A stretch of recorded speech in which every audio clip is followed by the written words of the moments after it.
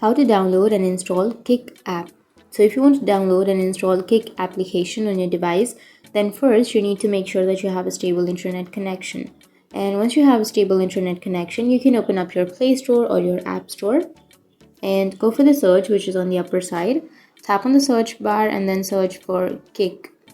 Once you've searched, here you may have this Kick live streaming application. So if you want to download and install this, you will have an install button. You can simply tap on that install and it will start the install process. So it might take some time depending on your data or your Wi-Fi connection to download the application. But once it's downloaded, you can simply tap on open, which will be on the right side. So tap on open and then you can create your account or log into your account, or you can use your Kick application. So that's it. That's how you can download and install Kick application on your device. And if you have any questions, feel free to comment below. Thanks for watching.